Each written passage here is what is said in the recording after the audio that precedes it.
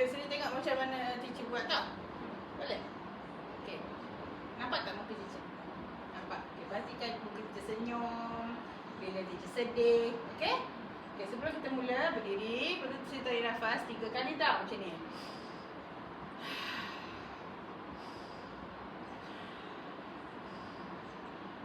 Okay, lepas tu seri buat tangan macam ni. Lepas tu seri tengok semua penonton. Senyum. Nanti tengok depan. Baru seri mula. Boleh? Kita cuba ya.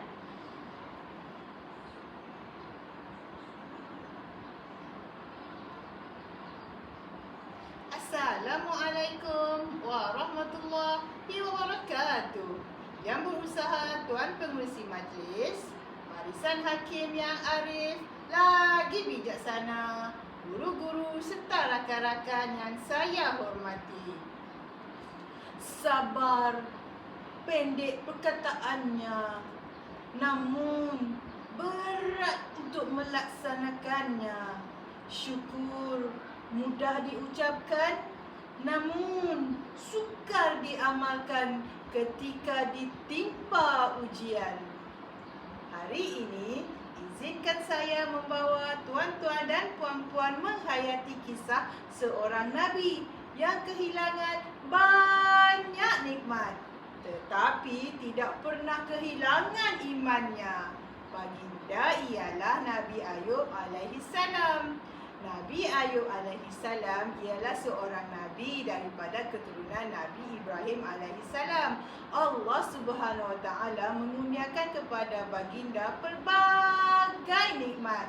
Baginda memiliki harta yang melimpah, ternakan yang banyak, keluarga yang bahagia dan kesihatan yang sempurna. Namun yang paling istimewa ialah hati baginda yang sentiasa bersyukur kepada Allah. Allah Subhanahu Wa Taala berfirman, dan ingatlah juga ketika Tuhan kamu mengisytiharkan, jika kamu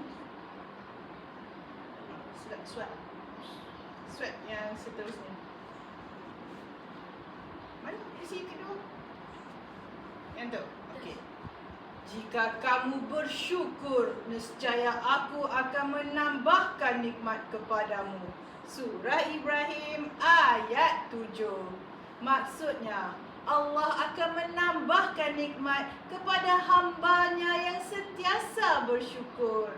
Hadirin sekalian, ramai menyangka ujian hanya datang dalam bentuk kesusahan.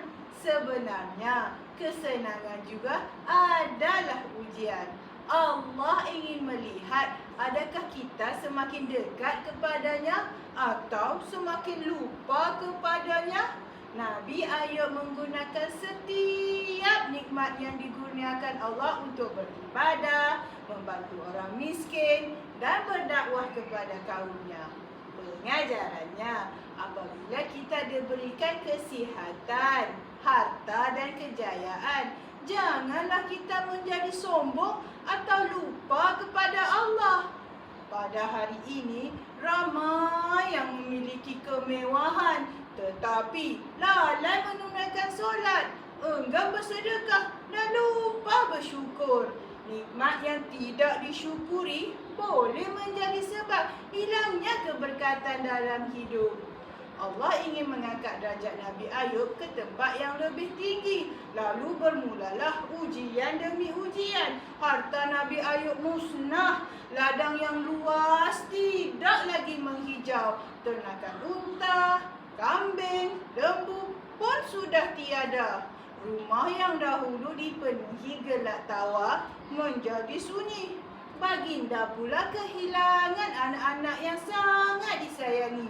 Nabi mempunyai ramai anak, tetapi anak-anaknya mati sehingga tiada lagi yang hidup. Bayangkan betapa beratnya ujian itu. Namun setiap kali musibah menimpa, Nabi Ayub tetap redha dengan ketentuan Allah. Firman Allah, iaitu orang-orang yang apabila ditimpa musibah, mereka berkata, sesungguhnya kami milik Allah dan kepadanya lah kami kembali. Surah Al-Baqarah ayat 156. Maksudnya, orang yang sabar akan mengembalikan segala urusan kepada Allah kerana mereka yakin semua yang dimiliki hanyalah pinjaman daripadanya. Pengajarannya, jangan terlalu mencintai harta sehingga lupa kepada Allah. Harta boleh dicari semula, tetapi iman jangan sekali-kali hilang. Hari ini, ramai yang hilang semangat apabila perniagaan rugi, kehilangan pekerjaan atau ditimpa musibah.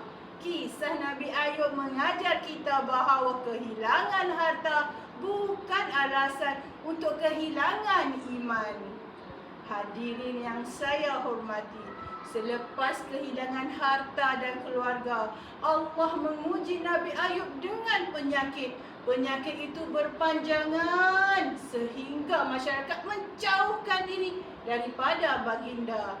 Nabi Ayub jatuh sakit sehingga tinggal lidah baginda sahaja yang boleh bergerak. Baginda juga mendapat penyakit kulit. Namun, walaupun tubuh baginda lemah, hati baginda tetap kuat. Lidah baginda tetap memuji Allah, tidak pernah menyalahkan Allah. Lalu Allah memuji Nabi Ayub dalam firman-Nya, sesungguhnya kami dapati dia seorang yang sabar. Dialah sebaik-baik hamba. Sesungguhnya dia sentiasa kembali kepada Allah. Surah Sad ayat 44. Maksudnya, Allah sendiri mengiktiraf Nabi Ayub sebagai hamba yang sangat sabar dan sentiasa kembali kepadanya. Pengajarannya, apabila diuji dengan kesakitan, kita hendaklah terus berikhtiar mendapatkan rawatan, bersabar dan tidak berputus asa daripada rahmat Allah. Hari ini, ramai yang diuji dengan penyakit kanser, kegagalan buah pinggang dan masalah kesihatan mental. Ada yang mula menyalahkan takdir. Sebaliknya, Nabi Ayub mengajar kita bahawa sakit bukan hukuman semestinya, tetapi boleh menjadi jalan untuk mendekatkan diri kepada Allah. Hadirin yang saya hormati, hari ini mungkin kita tidak diuji seperti Nabi Ayub, tetapi ada antara kita yang diuji dengan kesempitan hidup, ada yang diuji dengan penyakit, ada yang diuji dengan kehilangan insan tersayang, ada yang diuji dengan kegagalan. Persoalannya, adakah kita sesabar Nabi Ayub? Marilah kita mengingati firman Allah. Sesungguhnya Allah bersama orang-orang yang sabar. Surah Al-Baqarah ayat 153. Maksudnya, Allah sentiasa memberi pertolongan, bimbingan dan rahmat kepada orang yang bersabar menghadapi ujian. Apabila diuji, kita bersabar. Apabila berusaha, kita bertawakal. Dan apabila berjaya, kita tetap merendahkan diri kepada Allah. Kerana sesungguhnya kesabaran bukan tanda kelemahan, tetapi kesabaran ialah kekuatan seorang mukmin yang meyakini janji Allah. Semoga kita semua tergolong dalam hamba Allah yang sabar, redha dan sentiasa mendapat rahmat-Nya. Sekian saya akhiri dengan wabillahi taufiq wal hidayah. Wassalamualaikum warahmatullahi wabarakatuh. Boleh, Sri?